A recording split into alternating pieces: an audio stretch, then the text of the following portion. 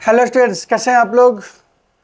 आज जो क्वेश्चन आपके पास आ रहा है लगभग हर क्लास के लिए ये वेरी वेरी इंपॉर्टेंट है। क्वेश्चन ये है, ठीक है, जानते भी हैं आप, सॉल्व भी करते हो आप।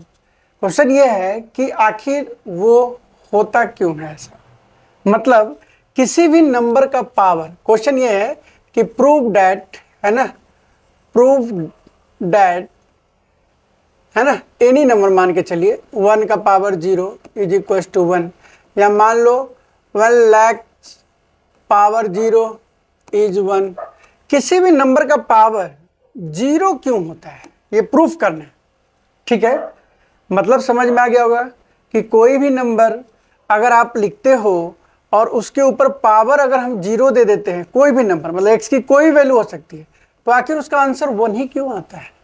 इसके पीछे का कोई ना कोई तो लॉजिक होगा, ठीक है, कि 1 आने का क्या, कौन सा ऐसा मैथ का रूल्स लगता है जिसके कारण से ये किसी भी नंबर का पावर 0 1 हो जाता है। अगर आपको मान लीजिए कोई बोलता है कि मान के चलो कि भैया ये बताओ कि 200 इंटू 5 इंटू 7 एंड पावर 0, क्या इसका आंसर आएगा। आप तुरंत बोलते हो कि भैया, मान लो कुछ बच्चे तो सॉल्व करने लगते हैं, लेकिन आप तुरंत बोलते हो कि नहीं ये पावर 0 है, इसका आंसर 1 आएगा। लेकिन अगर आपसे पूछता है क्यों आएगा, वाई 1, कारण बताओ, इसके पीछे का लॉजिक बताओ, आप सोचने लग जाते हो कि सही में ये बात तो मैंने कभी सोचने की कोशिश भी नहीं किया कि भाई किसी भी नंबर का पावर 0 1 क्यों हो जाएगा, इसके पीछे का क्या लॉजिक है।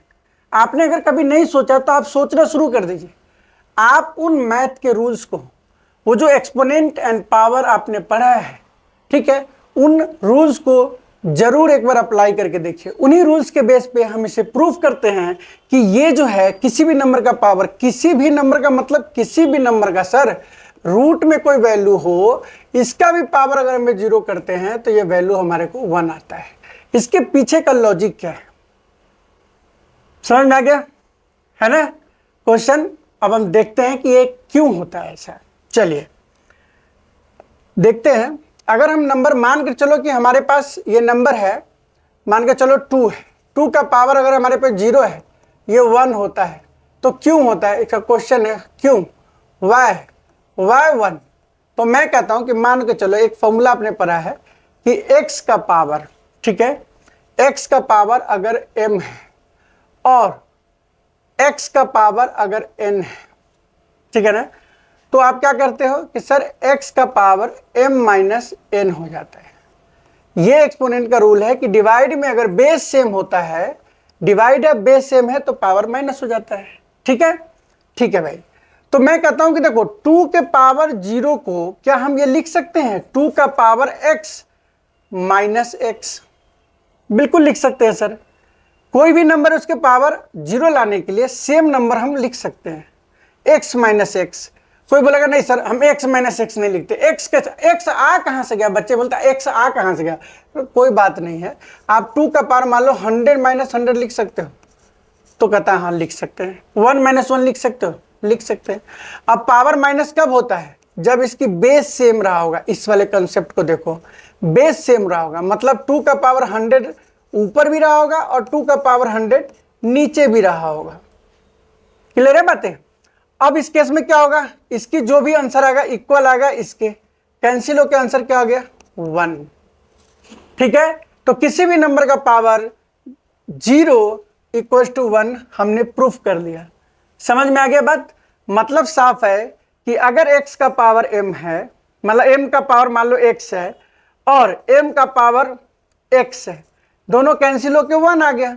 लेकिन ये एक्चुअल लिखा कैसे गया होगा, तो m का पावर x माइनस x, और ये जो लिखा होगा वो m का पावर 0। तो हमने क्या किया, m की पावर 0 को ऐसा लिखा, इसको फिर ऐसे लिखे, और इसको जब कैंसिल कर दिया तो आंसर क्या आ गया, ये आ गया।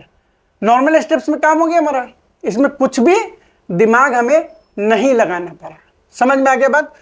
तो अब आप समझ लो, अपने दिमाग में ये सोच लो कि भैया अगर किसी भी नंबर का पावर 0 आएगा तो वो वैल्यू 1 होता है। सर ये तो हम जानते थे, लेकिन क्यों होता है ये जानने के लिए आप चाहे कोई भी नंबर देगा, आप आंख बंद करके, मान लो कोई कहेगा कि आपके पास मान लो ये नंबर है और इसका पावर 0 है, 1 कर दो। तुम कहना लो 216, कोई भी नंबर ले ले, इसको 2 - 2 लिख सकते हैं, बिल्कुल लिख सकते हैं।